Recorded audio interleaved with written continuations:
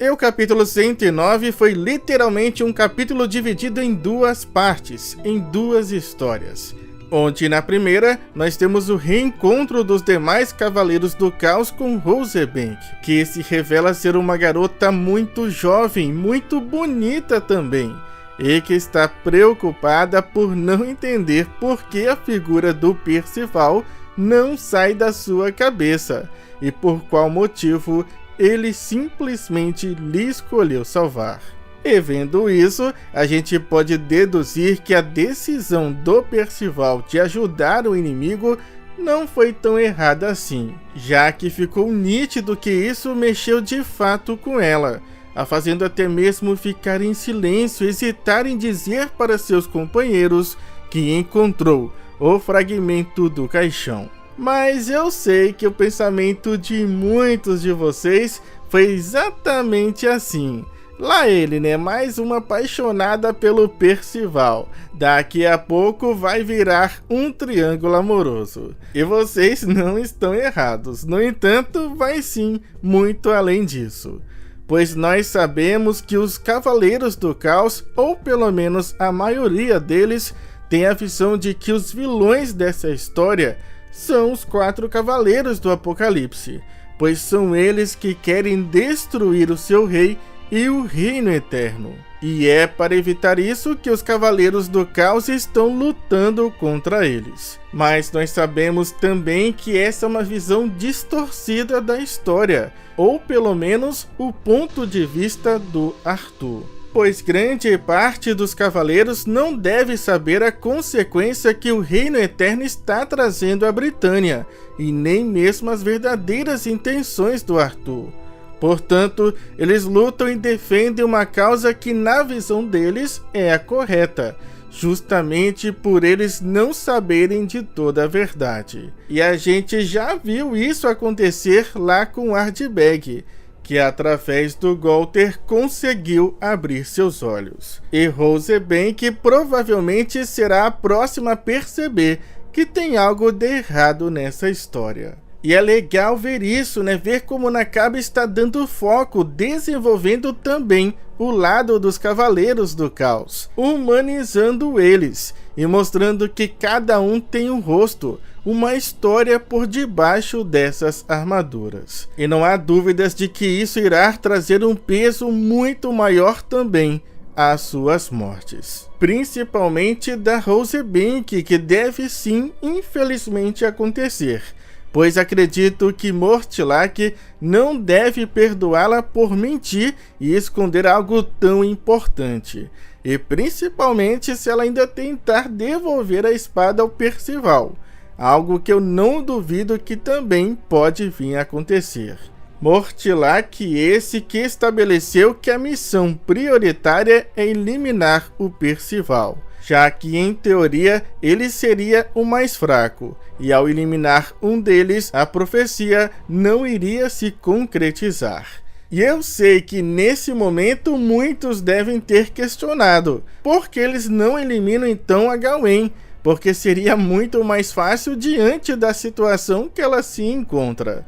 Então, né, realmente surpreendente que eles não façam nada com ela e considerem matar Percival para acabar com a profecia. No entanto, de acordo com o que Mortlack disse, dá a entender que seja por causa da sua imunidade real. O que não deixa, né, de ser algo meio estranho, visto que Arthur só se preocupa consigo mesmo. Mas se Gawain só está viva devido às suas ordens, então deve haver um motivo. Porque se de fato Gawain tiver uma conexão com Merlin que é muito importante para Arthur, eles podem não querer arriscar que ela seja prejudicada. Além disso, mesmo que Arthur não se importe diretamente com Gawain, ela pode se tornar uma importante moeda de troca para ele quando se trata de questões envolvendo a Merlin. Mas se o plano de Mortlack de evitar Lancelot e Tristan e matar Percival falhar, que é o que deve acontecer, ele pode decidir então matar Gawain como última alternativa. Isso é claro, né, se a garota não escapar antes, porque eu desconfio muito de Gawain. e ser capturada talvez pode ter sido até mesmo parte do seu plano. Já na segunda parte desse capítulo, nós começamos o terrível treinamento do Lancelot, que eu particularmente gostei muito, pois sem dúvidas não tinha ninguém melhor para treiná-los do que o Lancelot, aquele que esteve acompanhando cada um deles desde o começo de suas jornadas. Portanto, ele conhece os pontos fortes e fracos de cada um deles melhor do que ninguém. Donnie terá que expandir 10 vezes o alcance de sua telecinese, ao mesmo tempo que busca um aumento semelhante do tamanho do objeto que ele pode levantar. A tarefa de Annie é mais uma autodescoberta do que um treinamento padrão, o que provavelmente nos levará a algum tipo de reflexão ou flashback. Dessa forma, podemos descobrir também mais sobre seu passado e, consequentemente, entender o seu novo poder, já que ele ainda é um mistério não só para ela quanto para nós. Já o treinamento do Nassens é adquirir mais resistência física, já que ele não tem quase nenhuma. E a forma para obter isso será correndo. Mas eu me pergunto o quanto ele pode se fortalecer apenas dando voltas por uma semana.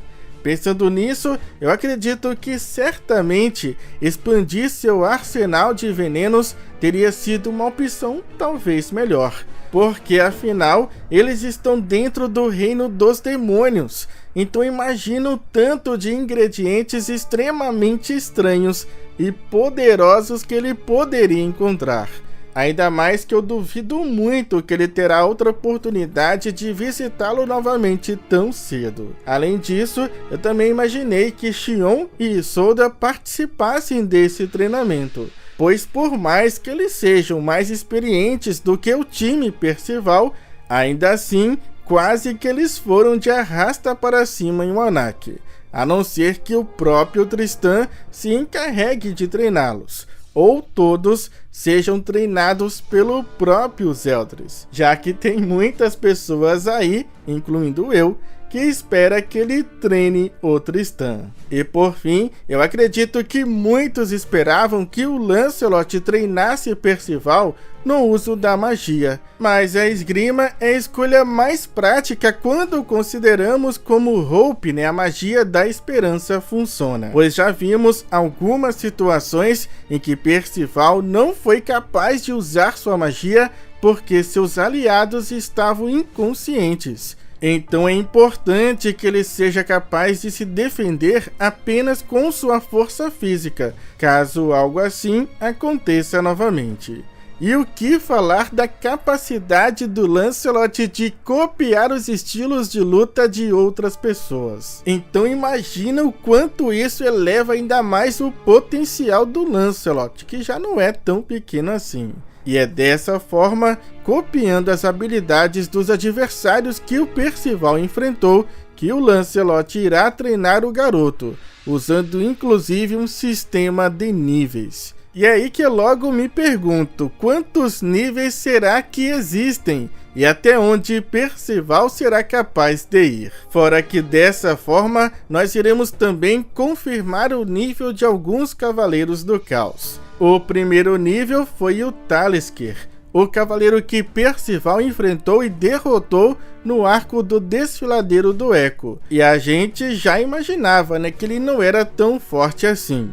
Já o nível 2 é o Macduff, cavaleiro que retirou a vida de Jade e também do próprio Percival. Então eu acredito que não será fácil Percival superar o nível 2. Mas difícil mesmo será provavelmente o nível 3, porque certamente será o Ironside, cavaleiro que Percival enfrentou por 2 vezes e que nesses 2 combates não conseguiu derrotá-lo.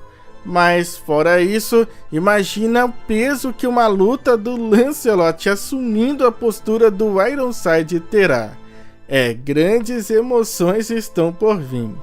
Entretanto, ainda assim que Percival consiga golpear o Lancelot no nível 3, Eu acredito que isso não irá confirmar que ele já superou o Ironside, pois Percival está em busca de resolver as coisas com seu pai desde o primeiro capítulo da história. Uma luta inevitável, potencialmente construída por tanto tempo, que deve vir a ser um grande espetáculo dramático onde Percival terá que lutar para superar um dos seus maiores obstáculos. Portanto, seria extremamente anticlimático se Percival vencesse facilmente essa luta por já ter superado Ironside durante esse treinamento com o Lancelot. Até porque eu desconfio e acredito que até seja um limitador dessa habilidade do Lancelot, que ele só consiga apenas copiar ou imitar o que ele viu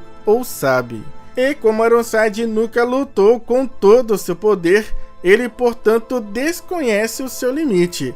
Consequentemente, ele não consegue copiar o seu estado máximo. Mas eu posso estar errado e eu quero saber agora a opinião de vocês. Acham que esse é um limitador dessa habilidade tão surreal do Lancelot? E será que o último nível é o Ironside? Ou talvez o Pelgard? Ou até mesmo o próprio Arthur? Quais inimigos o Lancelot não pode deixar de copiar nesse treinamento com Percival? E qual deve ser o último, na opinião de vocês? Vamos continuar conversando sobre isso agora aí nos comentários. Muito obrigado, eu espero ver todos vocês novamente no nosso próximo vídeo. Falou, fui, é nóis!